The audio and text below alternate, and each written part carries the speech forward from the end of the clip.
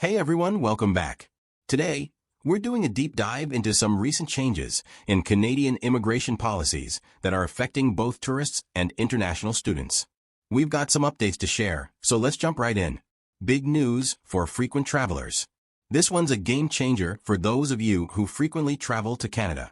You know how there used to be automatic 10-year multiple-entry tourist visas, right? Well, that's not guaranteed anymore. Immigration, Refugees, and Citizenship Canada, IRCC, has shifted to a more individualized approach. Now, officers have the discretion to grant shorter, single-entry visas based on each applicant's unique circumstances. For example, imagine you're a consultant who travels to Canada every month for work. Under the old system, you would have that 10-year visa. But now, you might face shorter stays, more paperwork, and the need to reapply more frequently. This change could definitely disrupt routines for frequent travelers and increase the overall hassle. And here's something you should know.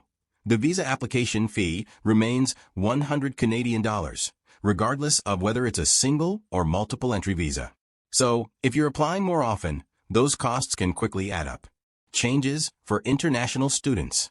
Now, let's talk about international students because the updates here are huge.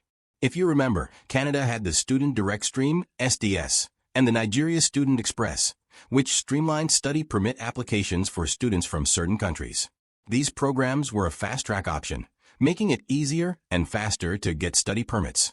But both of these programs have now been phased out. Going forward, prospective students will have to apply through the regular study permit stream. This process can be longer and more competitive.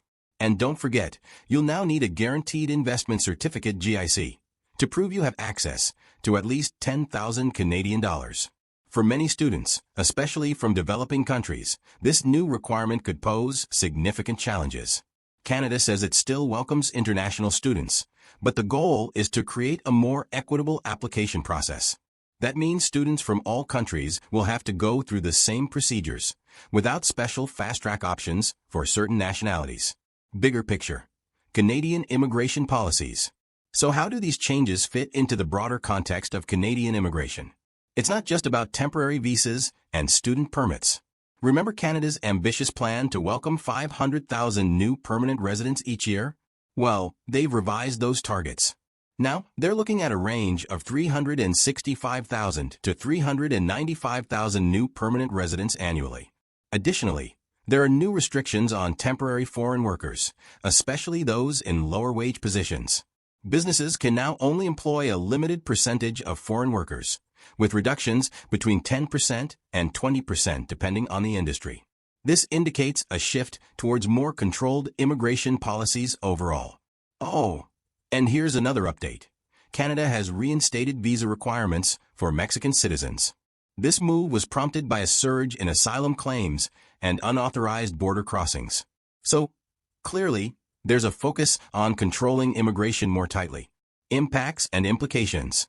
What does all of this mean for Canada's reputation as a welcoming and diverse nation? That's a question worth thinking about.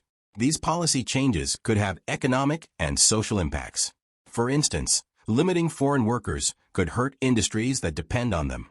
And how will this affect Canada's global image and relationships with other countries? What this means for you.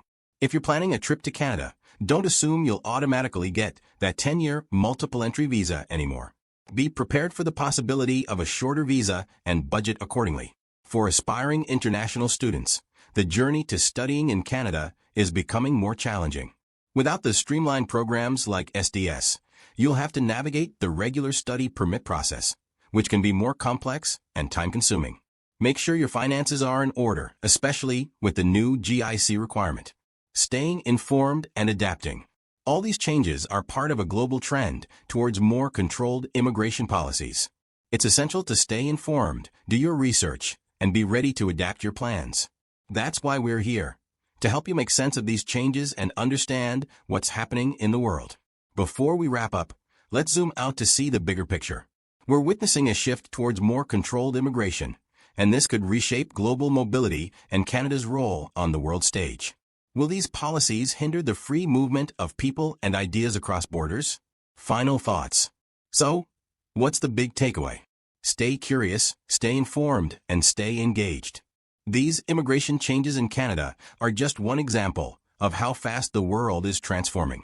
Don't just take things at face value. Dig deeper, ask questions, and keep learning.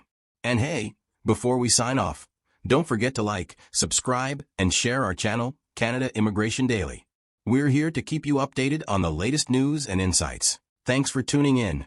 Keep exploring, keep learning, and keep diving deep.